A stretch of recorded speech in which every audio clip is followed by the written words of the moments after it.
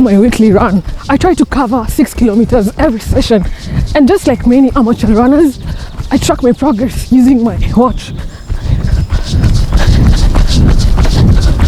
This watch can track my distance, the pace I'm running with, and my heart rate, and it can also transmit the route of my workout to my phone. I can see the route I took, where I ran fastest, and it gives me awards when I outdo my previous runs.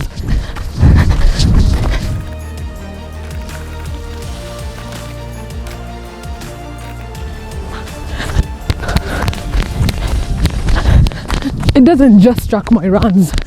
When I'm on the pitch playing football, it will still track my performance, and it's pretty good for an amateur like me. But for pro athletes, this fitness watch is kind of basic.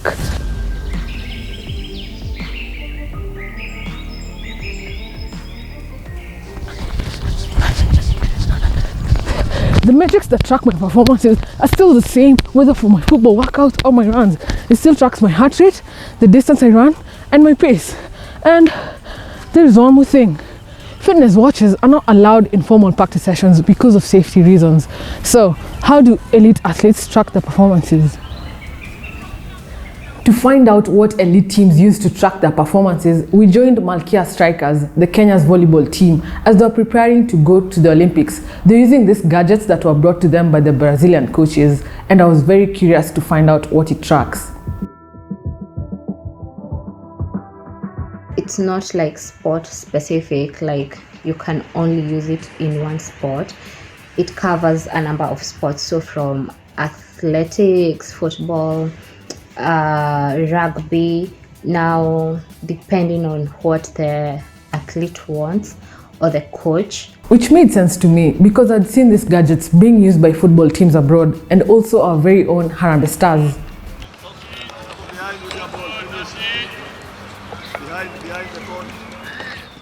So this is the GPS pod, and this is a heart rate monitor, but it's a polar one. We use it hand in hand with the GPS pod. This is the vest I was telling you about. Also here, this is the vest that the players use, and the pod is put in here, like at the back of the vest, and it's actually well padded, so I don't think you can feel the GPS or cause any interference while you're training. Unlike my watch that can track my pace and my heart rate, these gadgets are used by the coaches and the players to track sport-specific workloads for the players. This GPS you can use to measure metrics like distance, the sprint distance, the number of sprints a player has covered, power plays, player load, accelerations, decelerations, a number of metrics.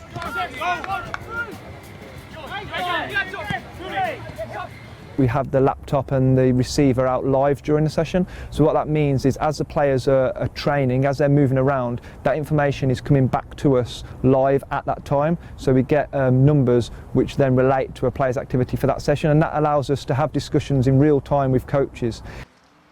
These wearable gadgets are used across the world and across different sporting leagues. In fact, the African Federation, CAF, signed a deal to supply these gadgets to all national teams in the continent.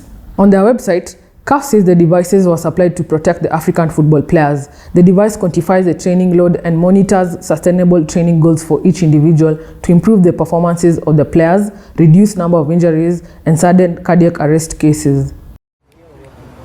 Okay, where you are, just kick it across, swing it out the other way. Any manager now working in the Premier League at the top of their game has to understand that this information is there, and they have to be open and available to take that information. They can then digest it and use it as they perceive that is in their best interest, really. It might inform some decisions they might make off the back of choosing not to take that information on board, but I think very few managers in this day and age would choose to completely disregard it, because obviously it's going to bring something objective to the table which can help inform decisions. As much as it may look like these devices are there to make the athletes less human, the professionals use it to track the safety of their workouts, and it also helps them during the selection of their team. The data is then available to coaches and to support staff during fixtures to then inform some match day decisions really on player readiness and how fatigue might be occurring during a game. Also, apart from the metrics, you also get to see the heat maps. So it comes in handy during matches. You can see like the heat map for the players. Say if you're a fullback, you're able to see if the player used his or her space well according to their position in that specific spot. But it is not the coaches and the staff who are using these gadgets alone. Players can have the statistics on their phones and they can track their workout and see their personal bests. From my experiences of tracking my workouts, what these wearable technologies do is not really hard to understand, but you need a professional to make sense of the metrics. I can run 6 kilometers every day and not know if I'm hurting myself. I can still see my heart rate, but it requires a professional to tell me the safety of my workout. And this is what the professional coaches in the elite leagues use the wearable gadgets to do.